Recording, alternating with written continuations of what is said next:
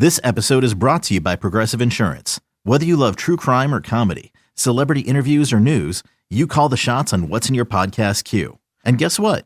Now you can call them on your auto insurance too with the Name Your Price tool from Progressive. It works just the way it sounds. You tell Progressive how much you want to pay for car insurance, and they'll show you coverage options that fit your budget. Get your quote today at Progressive.com to join the over 28 million drivers who trust Progressive. Progressive Casualty Insurance Company and Affiliates. Price and coverage match limited by state law.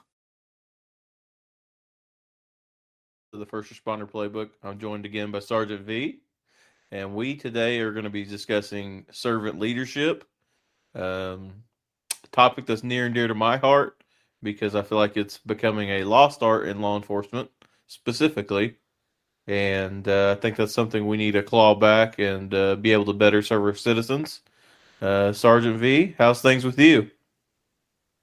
Going well, going well. I like how you say servant leadership is dear to your heart, right? I think servant leadership probably comes a little bit more natural for you, where I know for me personally, it was a challenge. It wasn't something that just came natural. So why do you think servant leadership tends to be more natural for you? I feel like that it's always came kind of natural to me because while I come from a team environment growing up, football, basketball, baseball, and while you individually want to do great, you want the whole team to succeed as well. It doesn't matter if you hit 40 home runs if your team loses 19-1 each game. So I've always just tried to apply that motto to law enforcement as well. I want to go catch as many bad guys as I can, interact with much of the public in a positive manner, do my job the right way, but I want everybody else to do it as well. And so that starts with your leadership first. Your leaders need to care about their people. They need to get involved in training, make sure they're doing good trainings, all kinds of stuff. And so I feel like that's why it probably comes naturally to me, is because I want everybody else to succeed around me just as much as myself. Why do I guess you say it didn't come to you naturally? because I had a different environment. I have a different personality. I wasn't that team player, didn't really get into the team sports. Any sports I did were usually individually based, like track and field, right? Throwing shot put, javelin, discus. It's not really a team thing. It's me versus me. How much farther can I throw than the last time? Wrestling, it's me versus the guy on the mat. Martial arts, karate, me versus the guy in the ring. It never really was a team thing. So I didn't have that team camaraderie and mindset that you had where the team had to succeed. It was just me challenging me and going out there. As I got through different leadership positions, my previous leaders, I had some good servant leaders, some good sergeants and supervisors that knew how to help guide me or other officers in the right direction, and remove those obstacles that needed to be removed, but also help us conquer those obstacles that we needed to conquer. But I also had a whole bunch of leaders that it was more, no, you're going to check the boxes just because I told you to check the boxes, and here's the policy, here's the procedure, here's the why. Let's drive forward. And for me, that just seemed more natural. I didn't need somebody to inspire and motivate me. I just needed somebody to set a goal, tell me to go hit it, and I'd go hit it. So I felt that motivated me. So why wouldn't it motivate somebody else? I just needed to go check some boxes. So why can't I just use that to lead the next group? I found out the hard way. It didn't work that way. People are different than Yeah, me. yeah, for sure. And so just so everybody's clear that maybe doesn't necessarily know what servant leadership is, it's the philosophy where leaders prioritize serving their team members' needs for growth and well-being, focusing on follower development, organizational health over personal power, emphasizing traits like listening, empathy, healing, stewardship, and empowerment to build trust, strong teams, and ethical cultures. So, you know, that's why I say I feel like it's a lost art in today's first responder world because I kind of got in on the tail end of the old school culture of, you're just gonna go do whatever we tell you to do. I grew up in a different, generation of I'm not questioning you to question you. I just need to know why we're doing things that way. And maybe that's just my lifelong learner in me, but I've had a lot of old school supervisors that kind of chaps their butt in that I'm questioning their authority. And that's not really the case. This episode is brought to you by Progressive. Most of you aren't just listening right now. You're driving, cleaning, and even exercising. But what if you could be saving money by switching to Progressive? Drivers who save by switching save nearly $750 on average. And auto customers qualify for an average of 7 discounts. Multitask right now. Quote today at Progressive.com. Progressive Casualty Insurance Company and Affiliates. National average 12-month savings of $744 by new customers surveyed who saved with Progressive between June 2022 and May 2023. Potential savings will vary. Discounts not available in all states and situations. It's more, I need to know why we're doing things that way instead of, well, just because I told you so. Well, that doesn't fly with me. And it never has. And hey, guys, listeners out there, I first admit I was always the one to poke the supervisor bear. Because I just never accepted that answer. But being in this position now of an emerging leader, I can also see that them just telling you to do something to do it, it's probably not going to work for a lot of people anymore. And so I think that we have to be, as leaders, good listeners. Because when you pick up on small differences like that and pick up where, hey, Brent's probably not griping just to gripe. He's griping because he needs to know why we're doing this process. And adjust how you deliver your message. It solves a lot of issues just by listening, and it doesn't cost anything at all. It's such a lost art today. What do you think on that? I would agree that all too often we don't listen enough as leaders and as supervisors, giving our employees a voice, letting them tell us what's going on and why they're not accomplishing the goal or the mission that maybe we've set for them. And if we could learn how to do that better, we can figure out not only what's holding them back, but how to address that issue in the right way, whether it's educating them, testing them, building confidence, removing obstacles that are in their way. Whatever the case may be, we can't do that if we don't actively listen to what it is they truly need. And everybody needs something a little bit different. So you really got to take that time to figure that out. Yeah, for sure. And another thing that really strikes me when I was reading the definition is leaders being involved in commitment to growth for officers. Mhm. I truly feel like my first 6 years, probably, maybe 7, there wasn't a push to better myself for where I wanted to be. It was just, hey, show up, take your calls, and go home. Get your minimum hours of training in each year and be happy that you got that. If you're not willing to commit to your officers, one, you lose a lot of trust right there because officers pick up on that, hey, they're not willing to commit to me. Why should I commit to the agency? Especially in today's environment where every agency's offering a signing bonus and they're hurting badly for people will leave. They're not tied to one agency for 25 years anymore for the most part. But also, we need to have a mentoring culture that is separate from your supervisory ranks that helps guide these younger officers to get to where they want to be eventually. Obviously, you're not going to jump from a 6-month rookie police officer to a canine handler or detective in most cases. But hey, 3 years from now, once you've got, some experience under your belt, you got some good cases you've worked, like how can we help you to get there? Because at the end of the day, it makes us all better if we get the best people in the right positions. There's nothing wrong with dreaming big. It's always drove me insane where, hey, wait your turn. Why would you not want your best people there, as soon as you can? Because that makes the whole overall agency better. Mhm. And that's where I'm at on that. No, I like that mentality because I hear it all over the country. We give the examples of that young rookie officer that shows up. He's excited, he's motivated, he wants to get out there and succeed. He's got a vision, he knows what he wants to do. During the FTO process, he's talking about things like, how do I get on the SWAT team?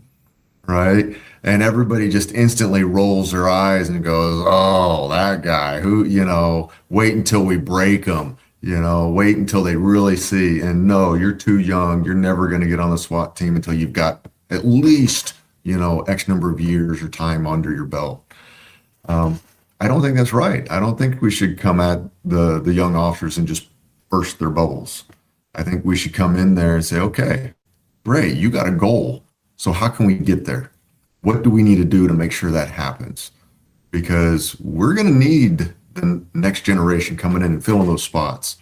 So let's figure out how to make sure we get them trained right and keep them motivated to want to get there. So when the opening does come up, they're still eager and wanting to jump on there.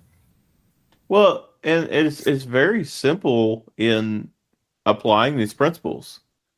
Hey, if you want to get into investigations one day and you're working a burglary case, the detective can say, "Hey, Brent, this is the process of getting a search warrant. This is, doing the return, everything that involves that." Or, "Hey, this is why we do this a certain way," and, collecting evidence. Things that help build that toolkit that helps them out, but it also takes a little bit of the load off the detective as well. Same thing with SWAT.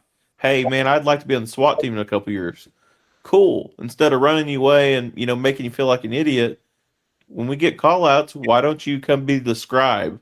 So that way that like, hey, this is, what each person's doing. This is where they're at. This episode is brought to you by Progressive. Most of you aren't just listening right now. You're driving, cleaning, and even exercising. But what if you could be saving money by switching to Progressive? Drivers who save by switching save nearly $750 on average, and auto customers qualify for an average of 7 discounts. Multitask right now. Quote today at Progressive.com. Progressive Casualty Insurance Company and Affiliates. National average 12-month savings of $744 by new customers surveyed who saved with Progressive between June 2022 and May 2023. Potential savings will vary. Discounts not available in all states and situations. Small tasks that can help in those very intense environments, and it takes the load off the people that are in charge. And that's another thing. Canine, I love all my canine handlers, but they get so territorial sometime over narcotics investigation. Again, why don't you help these newer officers out? I've heard a few say over the years, "Oh, that guy's just an idiot. He doesn't know what he's doing." Well, then show him. Like, you're in the position that they probably want to get to one day. Help them out and be that mentor to get them there. And doesn't cost our agency a dime. Anybody can do, and it makes that person a servant leader when they do it. I like that. So those are all great examples of how to be a servant leader. But what are some things you've seen that is not servant leadership, but people might assume or think is? Not having the pulse on your agency. There are unfortunately a lot of chiefs of police, sheriffs out there that show up every day, go to meetings all day, and they don't ever interact with their people other than just the, "Hey, how are you? Kids doing well?" People see through that pretty quickly, the phoniness. And, if you're not actually involved, and I'm not saying you got to come to every call or anything like that, but my last chief I worked for was really good. If he was out and about, he would show up to calls just to be seen. Like, "Hey, look, I'm still one of the guys." And that was awesome. I loved it. He's such a nice guy. And he would just show us, like, "Hey, look, here I am," you know? And you would hear him all the time. "Hey, I'm responding to a burglary in progress." And I'm like, that's the chief of police. But he made sure to actually have his pulse in the agency and not just be a figurehead, tucked away in an office all the time. So that's one thing I think that is not servant leadership. If you're not on the pulse of your agency, you're really out there. But also assigning your shifts to your agency. On the surface, you're like, well, what's Brent talking about there? But you got to think, how many agencies out there put people together not because it's the best team, but because the person's just been there the longest, or hey, my buddy's on this shift, I'm going to go to that shift. And it doesn't serve the agency as a whole the way those shifts are set up. It just rewards, hey, that's my buddy, or hey, I've been here the longest. We really need to reevaluate how we do our shifts, in that we need to put these officers where they best serve the citizens. And a lot of officers are going to be out there. They're going to listen. They're not going to like that. But at the end of the day, we're servants to the citizens as well. And hey, man, like sometimes you may have to take a little bit worse days off and work mid shift if I truly think that you would work well with that supervisor, because we've got a problem shift. And I need a good officer on that shift to help it run smoother. But again, that goes back to communication. Communicate with them why you're doing that. Don't just say, hey, you're going to mid shift. Sorry, you lost your Sunday off. You're going to Monday, Tuesday, Wednesday. Communicate with them, because they would appreciate and respect, like, hey, I'm actually getting a little bit of credit here that I'm doing a good work, and they want me to go to the shift to help it make it run smoother. But I truly think that as leaders, we need to reevaluate how we're doing shifts. I know that's a little bit out of left field, and I'm going to get a lot of flack for that, but that's just me. Yeah, a servant leader doesn't just say yes to everything. Oh, you want a raise? Sure, let's give you a raise. Oh, you want a new toy? Yeah, let's go get you a new toy. Oh, you want to go to this shift and work on this shift? Yeah, sure. That's not servant leadership. Just getting out of the officer's way and letting them run amok is not servant leadership. It's guiding them appropriately, knowing what they actually need, not just what they want, and helping them find those things that they need and address those concerns. So I hear it all the time at various agencies. Oh, we got to get raises for our officers. We've got to pay them more. We got to pay them more. If we don't pay them more, then we're going to keep losing officers. Is it really the pay that's causing that? Or is there something else that they need? Is there something else that we can provide that will actually keep them here? And I think it boils down more to culture than it does pay.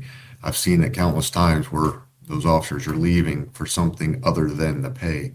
They're even taking pay cuts because the cultures are better somewhere else. 100%. I wholeheartedly agree with that.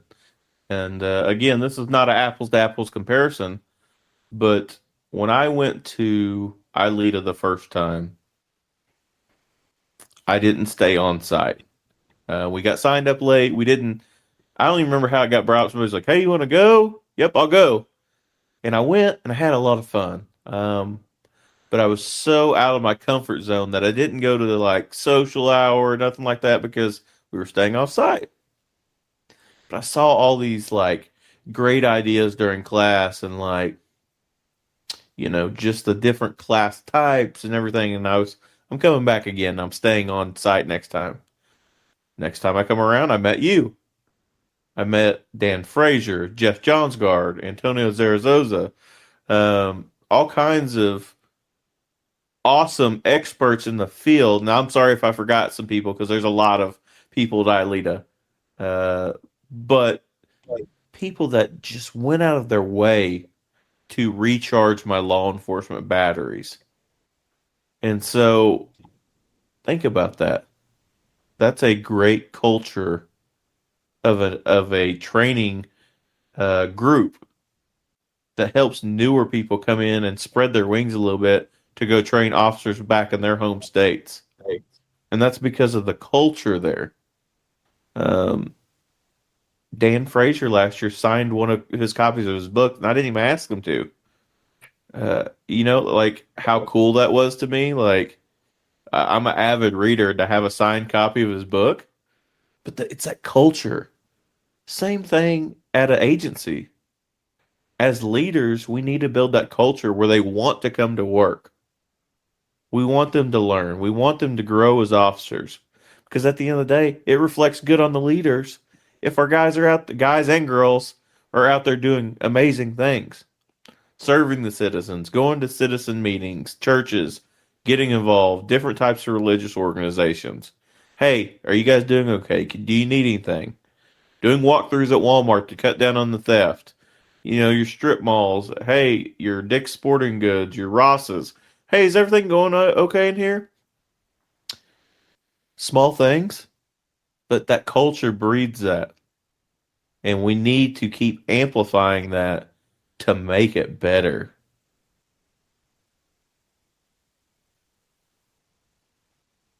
I really like that. Servant leadership, once you get it established, it is a great culture and it only breeds growth. That's the whole point. It's going to keep everybody together and everybody's going to grow together as a team. Couldn't ask for a better environment, right? Yeah, exactly. And another thing I want to touch on, along the same lines with servant leadership, that is the first step. The officers also have to buy in as well. It doesn't matter what profession it is, that's a two-way street. And so if you've got agencies like I'll give a shout out to Chuck. Chuck brought you in the past week to help teach a de-escalation course. Two different 2-day courses because he was a new instructor, from my understanding, and then you're there to basically supervise him. That is an initiative as an officer he took on to bring good training back to our area. That he did the initiative. That's his way of helping out and making that next generation better. We have to do our part as well that are not in the admin roles. Like, let's do our part to make this place a little bit better. I put in to teach that media relations class at ILETA because I love talking about media relations. I love doing my podcasts. Why? Because they said they had a need for it, and I can give back a little bit of the knowledge I do have. I'm not Mr. SWAT tactical guy, but media relations I'm really great at, and I feel like I can help out. That's my little part that I can do to help make that conference better. It's the same thing at work. If me as Joe Schmo officer shows up, helps a lady change her tire, catches a guy with a felony warrant for breaking into houses, does his report on time, gets the guy to jail, and nothing crazy happens overnight, that's a successful night. Oh, yeah, and I got along with my partners. I did a good, shift report to the next shift that's coming on after me. That's just building that relationship, the synergy of the whole agency to keep it flowing. Small stuff that makes this place so much better at whatever agency you're at. I like it. I'm glad you were able to get into ILETA coming up here. Hopefully I can get to one of your classes. I didn't look at the schedule. What days are your classes? Tuesday and Thursday, and I'm nervous as all get out, folks. So nothing better than getting your nerves out by just getting it done. That's my life motto. I'm going to be up there knees knocking together first class, but I will survive, I promise. I want to also talk about empathy. You come from a little bit older generation than me. Not calling you old, but yeah, empathy. I feel like you're part of the older culture in that people told you to check your emotions at the door. When you came to work, you're supposed to do your job for 8 hours and then go home. What happened before work or after work doesn't affect what you did at work, is what I'm getting at. In reality, that's not realistic. And so I truly think as leaders, we have to be empathetic to our officers in that sometimes life affects our work affects our life, stuff comes up. Show a little empathy to your officers and don't come down on them super hard every time. If like something comes up and the guy's like, "Hey, man, my kid's sick. I know I'm supposed to call in 2 hours before work, but my kid just got sick 30 minutes before work." Like, don't be so quick to throw the book at him. Like, if the shoe was on the other foot, like, would you want the book thrown at you because your kid's sick 30 minutes before work? Because that's a really quick way to ruin morale at an agency is start slinging paper just because we can. Not saying like, hey, if it's a write up that deserves to happen, it's every Saturday that their kid's sick, 30 minutes before shift. Like that's a little different. But just remember as a leader to have a little empathy in that if you were in that position, would you want somebody to, not make a rash judgment and say, we're gonna throw the book at you. So I don't know. What's your thoughts on that? It definitely came from the different generation when it comes to empathy. It was definitely the suck it up, buttercup, drive forward, don't talk about it, just come to work, get your stuff done, and let's get going. Um, if you did start talking about your emotions, somebody quickly shuts you down, and you were right back to okay, it goes in the drawer. We're going to lock that up, and put it away. It's not going to come out, or we're not going to deal with it. Um, that is definitely a change in culture, and I've seen the change. I've seen leaders getting better at understanding it's okay to have emotions. We don't need to feel sorry for people. We don't need to be sympathetic, but we do need to at least understand that we're human beings, and we do need to have those emotions and express those emotions appropriately. And all too often, we see too much, we deal with too much trauma, and we just file it away. We get a system, we lock it up, we're done with it, right? Well, maybe we'll come back to it, or maybe we won't, and then we just stick in that file cabinet. And if we're not careful, if we're not good supervisors and leaders, we don't see that our officers' file cabinet is now overflowing, and those emotions are starting to creep out. We just tell them, "Hey, man, you got to fix your shit.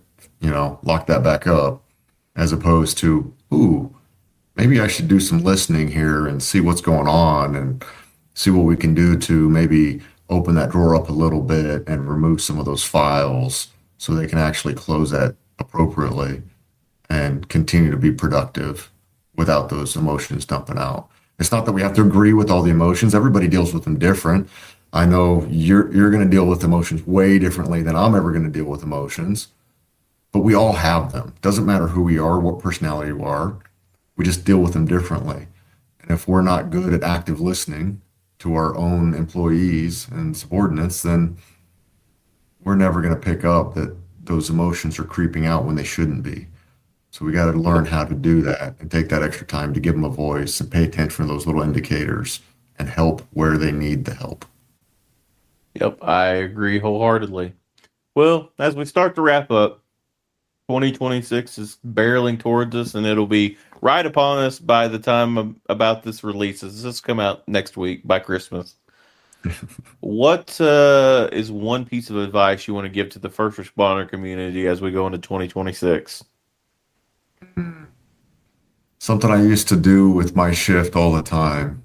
I would ask them every Sunday that we worked 12-hour shifts. So every other Sunday, I would ask them to give me a positive thought. Not necessarily something they're thankful for, just something positive that's going on in their life.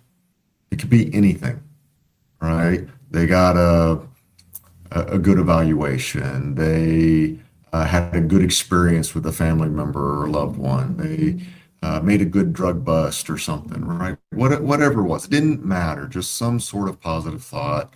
And at first, it starts off pretty shallow. They're kind of like, well, I'm not sure what's going on. But as time progressed, their positive thoughts started getting deeper and deeper, and it drove them emotionally, and it kept them positive at work, and it made great team camaraderie. So that's my challenge for the next generation and for the officers out there. Every week, try to think of something positive and use that to help keep you on the right track, doing the right things. Yeah, I like that for sure. I think mine would probably be just every day make sure to one foot forward, bettering yourself, whether that's mentally, physically, learning something new, whatever the case may be. But every day, one step forward, not one step back. So I've challenged myself because working on my doctorate, I really don't want to read any more than I have to because I'm on knowledge overload.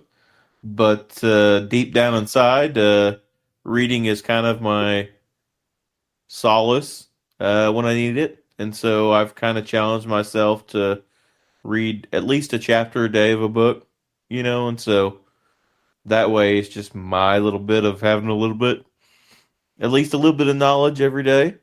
And so that's my challenge to everybody out there for 2026 is one step forward and bettering yourself every day. I love it. Japanese philosophy called Kaizen, constant improvement. Yep, absolutely. Well, Sergeant V, thanks for joining me, and Happy New Year's and Merry Christmas to all the listeners out there, and you guys stay safe. Merry Christmas. Happy New Year. Are you ready to finally make that dream a reality? Maybe it's updating your kitchen, paying down high-interest credit cards, or covering tuition. Your home is more than where you live. It's also your most powerful asset. At Unlock, we make it simple to turn equity into options. With a home equity agreement, you can access cash today without taking on monthly payments. Imagine the freedom to invest in your home, reduce financial stress, or finally start that big project you've been putting off. It's your home. It's your future. Unlock it today. Visit unlock.com to learn more about a home equity agreement. That's unlock.com to learn more. Terms and conditions apply. Not all homeowners will qualify. Not available in all states. Actor Portrayal. Home equity agreements are offered by Unlock Home Equity Solutions, Inc. In certain states, NMLS number 2657081. Visit www.consumeraccess.org for more info.